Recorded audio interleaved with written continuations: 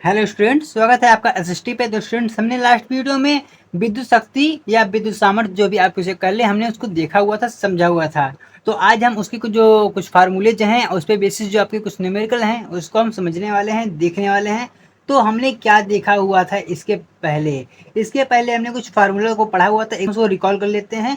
तो विद्युत शक्ति के बराबर जो हमने फार्मूला पढ़ा था वो क्या था, P = W/T। ये इसका मेन फार्मूला था, हमने इसको पढ़ा हुआ था।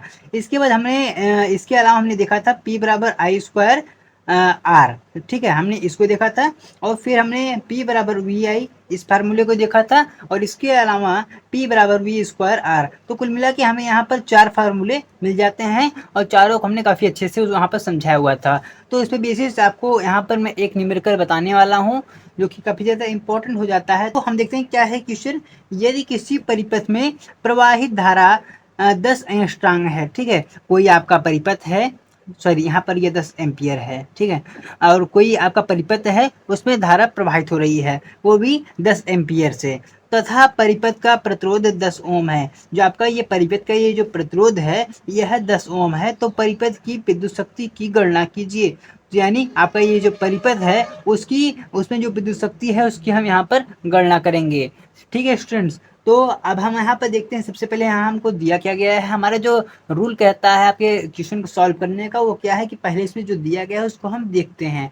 तो हमें दिया गया है धारा, धारा को हम आई से लिखते हैं। तो हमें आई आखिर दिया कितना गया है, आई हमें दिया गया है 10 एम्पियर, 10 एम्पियर। ठीक है, उसके बाद परिपथ है का यहाँ पर आपको प्रतिरोध, प्रतिरोध मतलब आर मिल जाता है। तो आर आपको तो ये भी आपको 10 ही दिया गया है। ये आपको दिया गया है 10 ओम। ओम को कुछ इस प्रकार से लिखते हैं।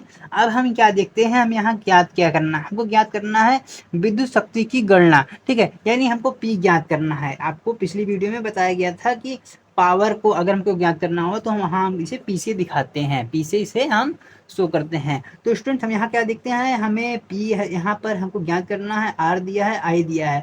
तो हमारे पास ये फार्मूला मिला हुआ है। तो आखिर इसमें से कौन सा फार्मूला इसमें मैच कर रहा है। तो आप एकदम अच्छे से कहेंगे कि P = आई का स्क्वायर आर, ये फार्मूला इसमें मैच हो रहा है। आखिर इसमें देखिए, इसमें वी तो है नहीं, और इसमें आर है लेकिन वी नहीं है ना, या इसमें डब्ल्यू नहीं है, या इसमें टी नहीं है। तो कुल मिला के आपका ये वाला फार्मूला यहाँ पर ये लगने वाला है। तो आइए इसको हम इसी में लगा देते हैं। तो जब इस फार्मूले को इसमें हम अप्लाई करेंगे, यानी P = I² R। ठीक है, और आपके आई का मान कितना है, आई का मान 10 का स्क्वायर है, स्क्वायर मतलब उसी का गुणा 2 बार हो जाता है। और फिर हम यहाँ पर इसको ऐसे सॉल्व कर लेते हैं। आपके आर का मान यहाँ पर 10 ही दिया गया है। तो आप जानते हैं कि हम यहाँ 100 होता है।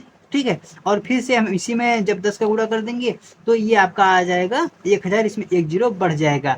और आपको क्या पता है, जो आपका पी का ये जो मान होता है, इसे हमेशा वाट में हम लिखते हैं। मैंने आपको कहा था कि आप इसको वाट में याद कर लीजिएगा। तो यहाँ पर क्या है, पावर बराबर, ठीक है, 1000, 1000 वाट। ठीक है स्टूडेंट्स, तो कुछ इस प्रकार से था ये आपका क्वेश्चन। अब हम इसके आगे कुछ और चीज़ों को हम देखते हैं, समझते हैं।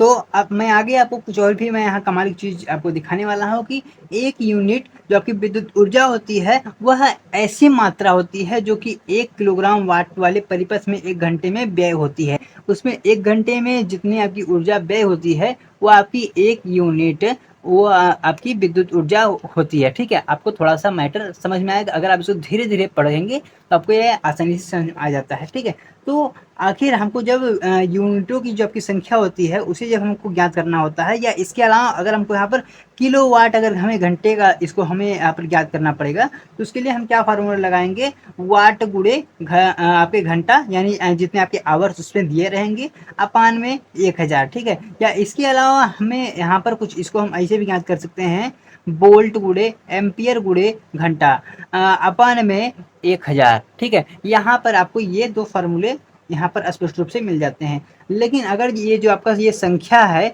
अगर वो दिन में दिया गया हो, तब उसे हम कैसे ज्ञात करेंगे। तो वहाँ पर अगर हमको ज्ञात करना हो किलोवाट घंटा का, या आपको यूनिटों की संख्या अगर ये हमको ज्ञात करना हो, तो वहाँ पर हम फार्मूला लगाएंगे वाट गुणे घंटे तथा दिन, अगर वो दिनों में दिया गया है। ठीक है, अगर तो आपके क्या हो जाएगा, यहाँ पर दिन आ जाएगा, और आपके यहाँ बटे में 1000 ही आ जाएगा।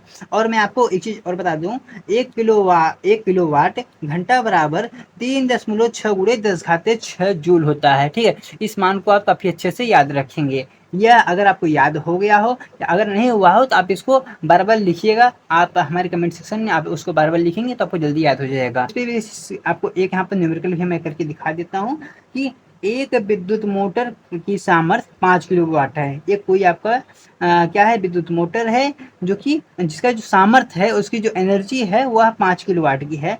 इसमें प्रतिदिन 10 घंटे की दर से आपका क्या 30 दिनों तक इसको प्रयोग में लाया जाता है। 10 घंटे तक इसको 30 दिन है, 30 दिन लगातार इसको 10 घंटे चलाया जाता है। जिससे आप फ़ोन चलाते हैं 10-12 घंटे डेली, ठीक उसी प्रकार से आप इसको समझिए। तो प्रयोग में लाया जाता है। तो उसमें कितनी यूनिट की ऊर्जा व्यय होती है, मैं आपको यहाँ पर थोड़ा सा स्पष्ट कर देता हूँ। जैसे आप डेली फ़ोन चलाते हैं, मान लीजिए आपकी जो फ़ोन की बैटरी है वह 5000 mAh की है, ठीक है, वो इसकी पावर हो गई और आप उसे 10-12 घंटे डेली चलाते हैं, वो भी 365 दिन के लिए। तो उसको चलाने के लिए उसकी कितनी एनर्जी आप वेस्ट कर रहे हैं, कितनी खराब कर रहे हैं, कितनी आप अपनी बुद्धि खराब कर रहे हैं, उसको हमको यहाँ पर ज्ञात करना है, ठीक है। तो अब हम यहाँ पर इसको सॉल्व करेंगे। तो यहाँ सबसे पहले देखते हैं हमको दिया क्या गया है। हमको यहाँ पर सामर्थ्य दिया गया है, सामर्थ्य हम पीछे लिखेंगे इसका पावर।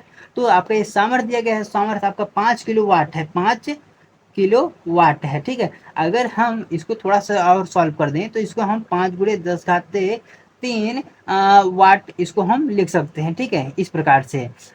ठीक है स्टूडेंट्स, अब हम यहाँ पर क्या देखते हैं, आपका समय दिया है, ठीक है, समय दिया है और हमको यहाँ पर दिन दिया गया है। अब हमको फार्मूला क्या यहाँ पर पता है, फार्मूला आपका यहाँ पर लगा है ना, तो उसी फार्मूले पे हम क्या करेंगे, ये वाला फार्मूला यहाँ पर आपका अप्लाई होने वाला है। तो आपका क्या आ जाएगा, देखिए आपका यहाँ पर वाट, आपको वाट यहाँ पर 5 गुणे 10 घात 3 है। उसके बाद हमको हावर दिया गया है, जो आपका हावर है, और आपका हावर का मान है यहाँ पर 10 है। उसके बाद आपको 30 दिया गया है, 30 दिन के लिए, बटे में 1000 आपका है। इतना आपको यहाँ पर क्लियर हो गया। हम क्या करते हैं, इस जीरो इसको काट देते हैं, इस जीरो इसको काट देते हैं, यहाँ बचा 10, ठीक है। अब थोड़ा और इसको हम सॉल्व करने की कोशिश करेंगे। इसका मतलब क्या हो जाता है, इसको मैं यहाँ पर आपको दिखा देता हूँ। यानी 3 जीरो, एक लिख के 3 जीरो, यहाँ पर ये आपके घात में 3 था और बट्टे में आपका 10 है। तो इसको हम ऐसे कर देंगे, काट देंगे। तो कुल मिला के यहाँ पर आपका आ गया 100। तो 5 गुणे 100 बराबर आपको पता है 500 हो जाता है, आपको पता है ये 500 हो जाता है। तो यहाँ पर और हम क्या देखते हैं, आपका कुछ छूट रहा है, यहाँ 3 छूट रहा था, सॉरी यहाँ पर 3 छूट रहा था। तो 5 नहीं 15, यानी आपका 1500 आ जाता है, या 1500 यूनिट आपकी खर्च होने वाली। तो स्टूडेंट्स आज बस आज के लिए इतनी ही। आपको मिलेंगे इसकी अगली वीडियो जहाँ और भी चीज़ों को हम देखने वाले हैं, समझने वाले हैं। तब तक के लिए जय हिंद, जय भारत।